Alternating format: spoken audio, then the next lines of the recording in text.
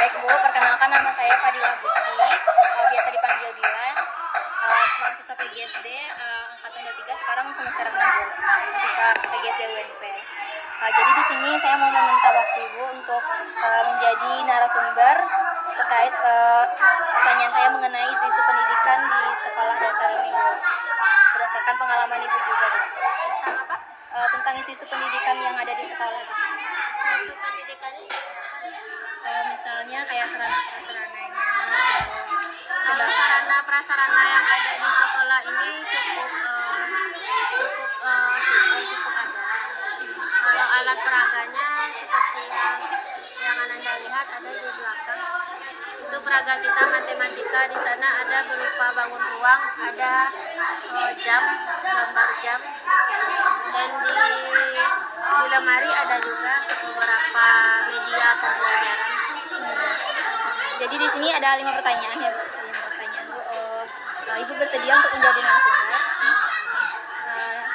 Jadi dari pengalaman Ibu ini dalam implementasian kurikulum Merdeka, bagaimana Ibu menerapkan pengimplementasian kurikulum Merdeka dalam pembelajaran sehari-hari Bu? Apakah kira-kira sudah menggunakan perangkat ajar seperti modul ajar dan alur tujuan pembelajaran, serta kendala apa yang paling sering Ibu hadapi Bu?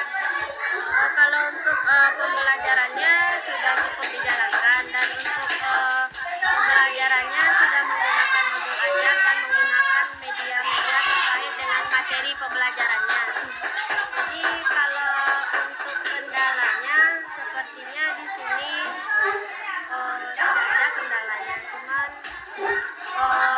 kendalanya itu mungkin tergantung anak memahami materinya. Jika anak belum memahami materinya, saya sebagai guru harus mengulang materinya sampai anak itu paham. Karena kalau dilanjutkan materinya, anak belum paham di materi itu, tentu kita belum bisa lanjut ke materi selanjutnya. Jadi dipahami dulu sampai paham.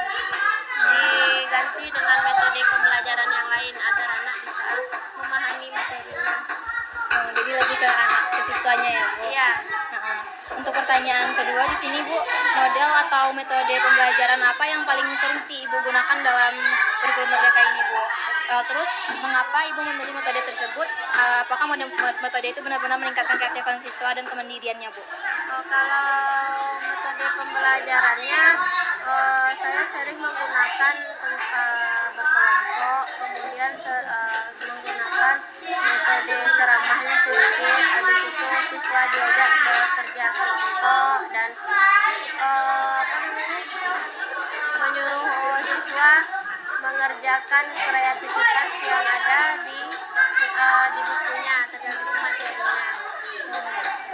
Untuk pertanyaan ketiga di sini Bu, sejauh mana Ibu memanfaatkan media dan teknologi dalam pembelajaran Bu? Apakah teknologi tersebut sudah efektif atau masih ada keterbatasan seperti akses internet, perangkat atau kemampuan penggunaannya Bu?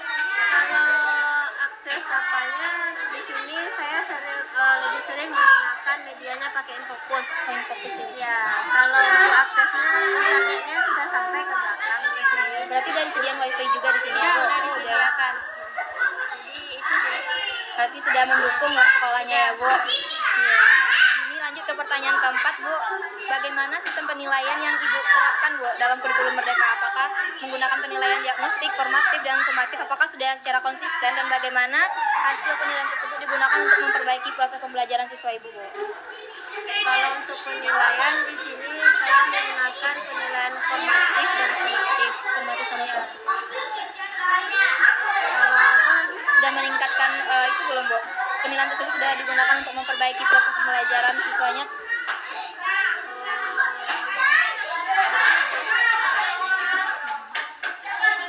Lanjut Bu, pertanyaan kelima.